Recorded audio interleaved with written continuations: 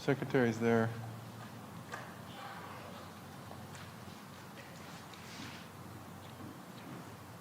Okay, there we go. Good morning. I'm pleased to be here this morning with Lieutenant Governor Polito, Secretary of Transportation Tessler, Massachusetts Highway Safety Division Director Jeff Larrison, AAA Northeast President and CEO John Galvin, and Mark Cramer to discuss the filing of an act relative to improving safety on the roads of the Commonwealth. Improving road safety across Massachusetts and updating our driving laws is a critical part of public safety, and our administration's partnered with the legislature in the past to enact several important reforms. For example, we were proud to sign the hands-free bill into law to crack down on distracted driving and added new work zone speed limits as part of the transportation bond bill. However, with more drivers returning to the roads, we need to build on these efforts to keep drivers safe. Over the past year, even with the decrease in driving during the pandemic, and maybe in part because of that, Massachusetts saw 334 roadway deaths, most of which were single car accidents, and the primary cause in many cases was speed. This was almost even with the 336 deaths in 2019. We can certainly help prevent these traffic deaths, so today we're refiling several provisions and some new proposals to promote road safety. An act relative to improving safety on the roads of the Commonwealth includes a variety of provisions that are aimed at improving road safety for all commuters and updating our travel laws. The bill addresses all forms of travel: motorists, bicyclists, and pedestrians. Most importantly, it will keep residents of Massachusetts safe and ensure that fewer travelers are killed on our roads. The legislation includes important provisions to ensure that the rules of the road are followed, and strict consequences if they're not. It builds on Haley's Law, which now requires real-time electronic communication from the Registry of Motor Vehicles to local police departments when a driver in their community is suspended for a serious offense. Haley's Law was named in memory of Haley Cramer, who was tragically killed by a driver with a suspended sentence. Haley's father, Mark, has worked tirelessly to implement the initial Haley's Law, and we're honored to have him here today with us as we introduce provisions to strengthen that statute. He's been working hard with Representative Phillips to get the language in these new provisions passed over the last few years, and we look forward to working with our colleagues in the legislature to get them signed into law. When the law was passed in 2015, it required the registry to notify local law enforcement when a driver in their community has had their license suspended for serious offenses. Unfortunately, some people still get behind the wheel, and today we're introducing new penalties to hold individuals who drive with a suspended license accountable. Today we're pleased to file a new provision that has enhanced penalties for drivers who drive after their license has been suspended.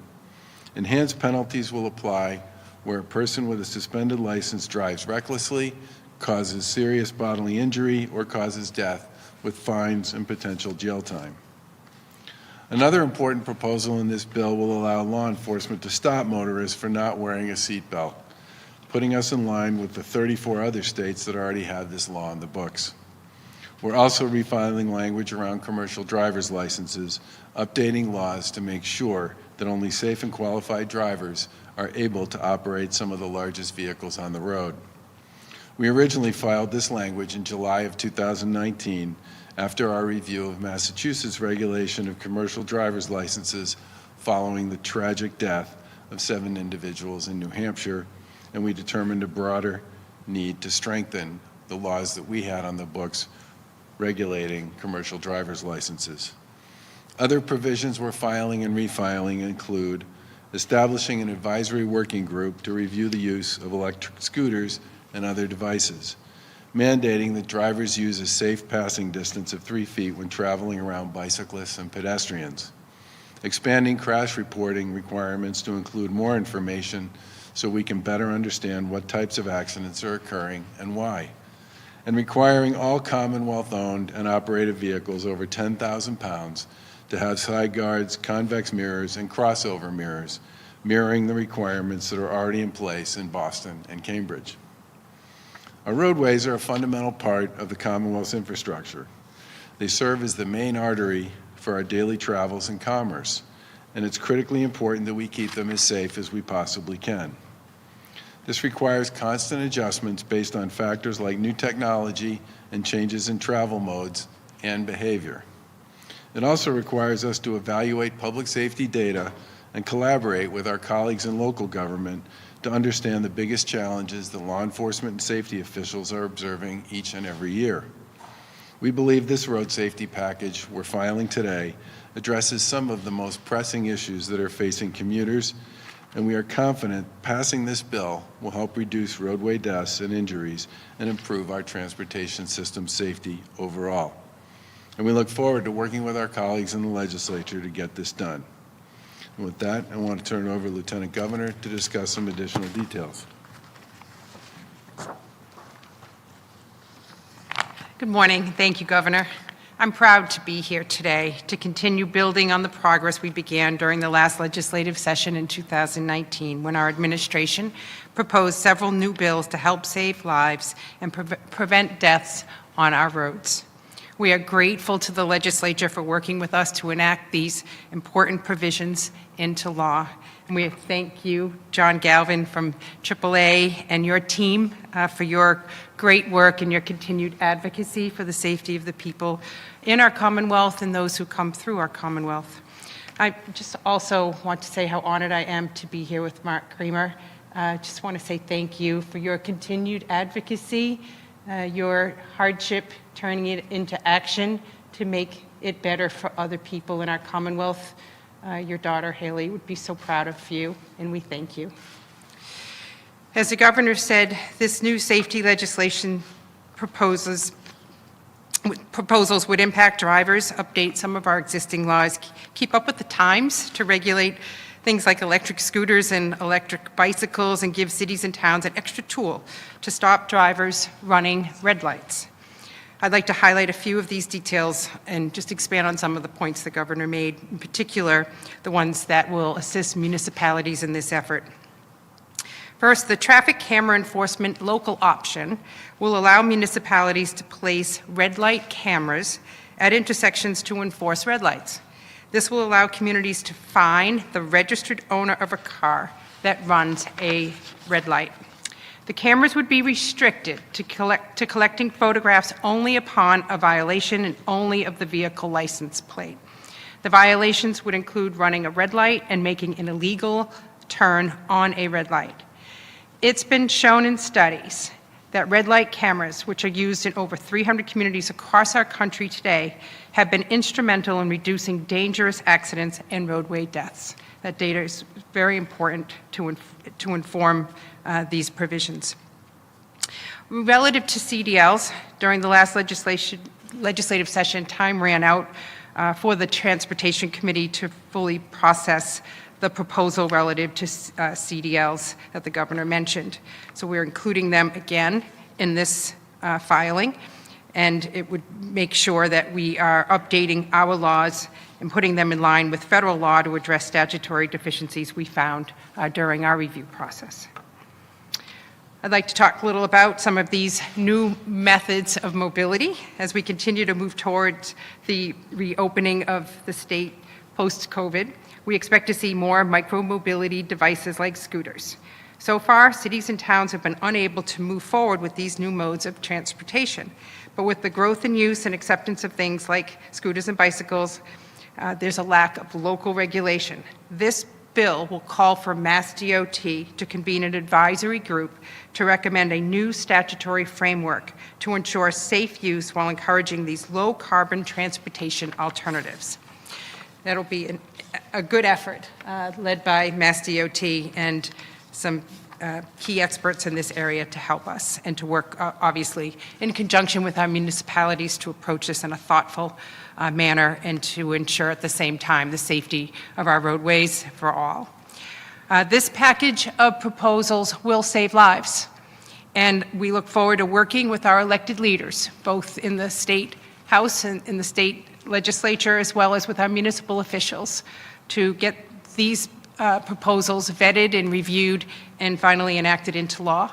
We couldn't do this without our external partners, and I want to name a number of groups that have worked really hard to get us to this point, but obviously recognize there's more work to do. The Vision Zero Coalition, Mass Bike, the Boston Bicyclists Union, Livable Streets, Walk Boston, AAA Northeast, Safe Roads Alliance, Students Against Drunk Driving, and Mothers Against Drunk Driving. We thank you all for your advocacy and turning your own personal stories into action to help others. And with that, I'd now like to turn it over to Secretary Tesler.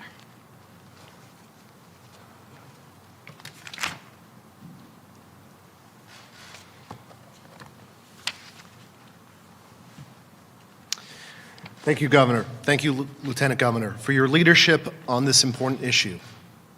I look forward to working to get these important provisions adopted and implemented.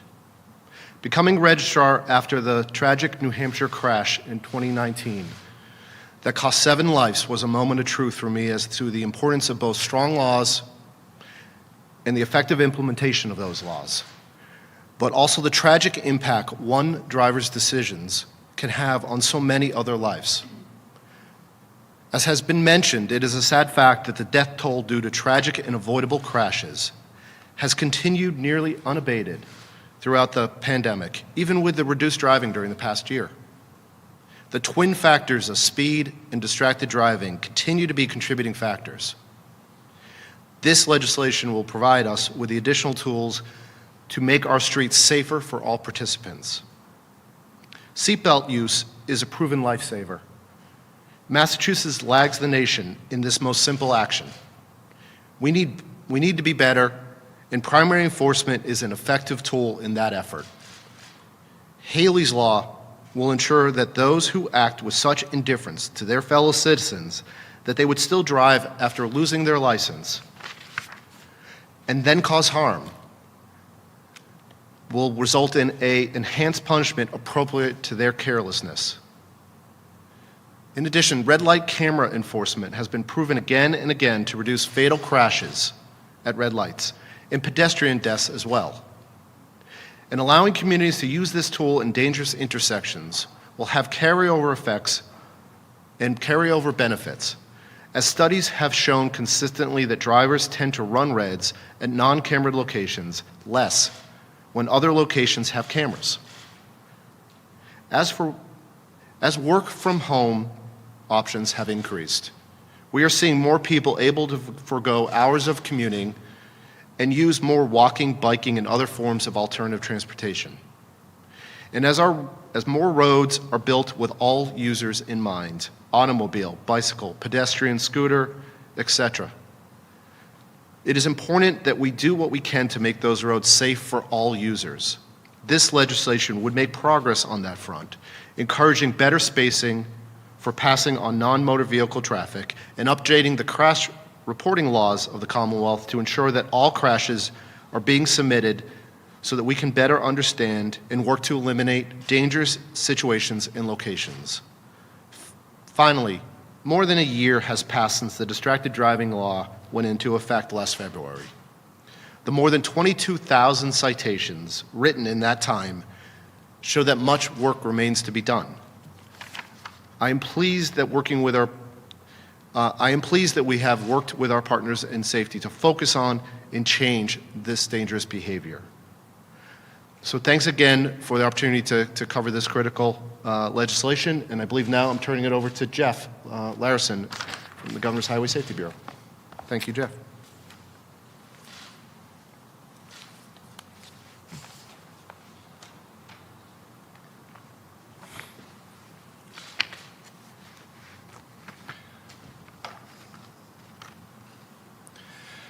Good morning, everyone. Thank you, Governor, Lieutenant Governor, and I want to thank EOPS Secretary Turco as well for allowing me to represent the agency. Before I start my written speech, I want to thank the administration, the Governor and Lieutenant Governor for the leadership that you have brought to highway safety over the last couple of years. I know, having spent a good portion of my career working in highway safety, it has been recognized and greatly appreciated by the folks who have been in the advocacy area where I was before. Far too many people die on the roads in Massachusetts, and preventing these tragedies is a priority for all of us, and those of us in EOPS and the Office of Grants and Research and the Highway Safety Division.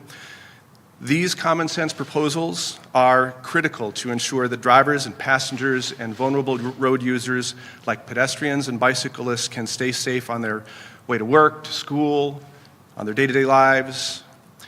And as we move out of the pandemic, there will be a shift in travel and transportation patterns as more people telework and choose travel in new ways and with different modes. These proposals here on we're discussing today are important as we move through that transition.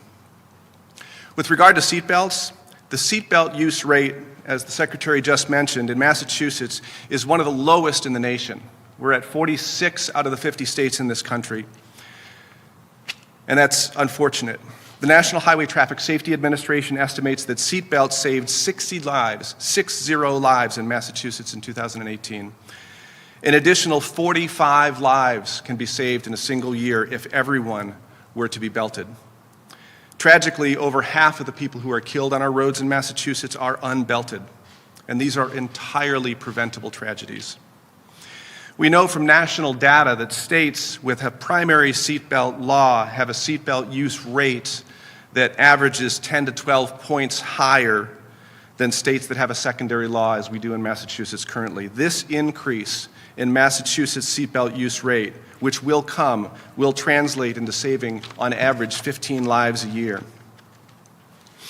In Massachusetts, about a quarter of our road fatalities are made up of vulnerable road users, bicyclists and pedestrians.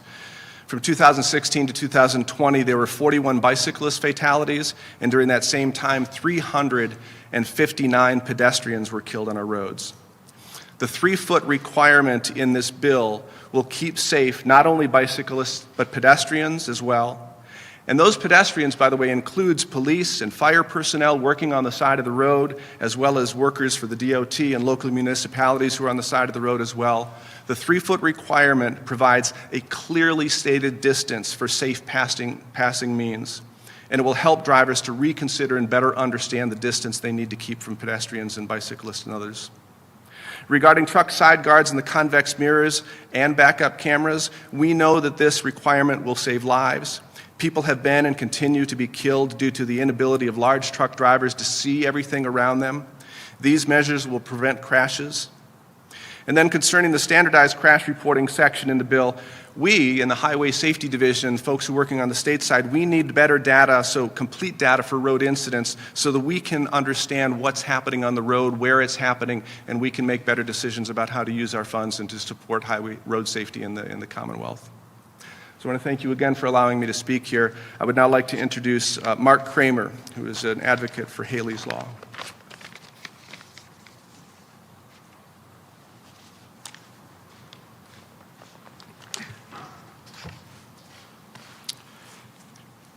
Good morning. Thank you for the kind words, Joe.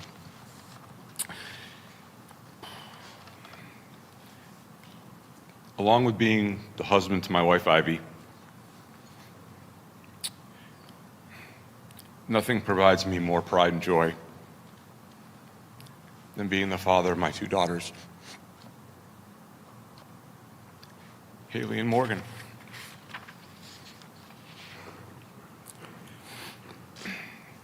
Nearly 7 years ago, on June 15th, 2014, on Father's Day, we suffered the unimaginable tragedy of losing Haley.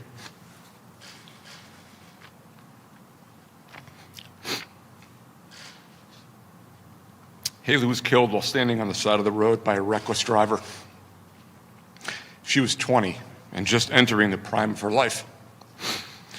This was no random accident. This was preventable. The driver knowingly operated the vehicle on a non-administrative suspended license. Had this law we're discussing today been in effect on that day, Haley may very well be here with us today. She would have graduated from college, earned her doctorate in physical therapy, commenced her career dedicated to helping others, and perhaps even started her own family. This is why Ivy Morgan and I have worked tirelessly, along with the support of so many others, including Secretary Tesler, State Representative Ted Phillips, Majority Leader Claire Cronin, Brian Keyes, and the Massachusetts Major City Police Chiefs, to pass this bill into law and prevent other families from suffering such a devastating tragedy. I'd also like to take this opportunity to personally thank Governor Baker and Lieutenant Governor Polito for filing this important piece of legislation and supporting our efforts to get this into law. The bill is simple, fundamentally fair, and absolutely necessary to help protect the safety of the public. Operators under our proposed bill who have had their license suspended or revoked for serious non-administrative driving offenses, or who are unlicensed and knowingly climb behind the wheel, are exhibiting a complete and blatant disregard for the laws of the Commonwealth and the safety of the community. These offenders need to know the consequences of their actions are going to be severe when they cause bodily injury, serious bodily injury, or death. There needs to be significantly stronger statutes with appropriately tiered penalties for those who knowingly and repeatedly flout the law and endanger others when they get behind the wheel. The promise of formidable penalties shapes behavior. If enacting penalties commensurate with the recklessness and negligence of this behavior prevents one crash, and it will, we will save another family, more likely many families, from the horror my wife, daughter, and I live with every day, and this reform will be a success. Driving a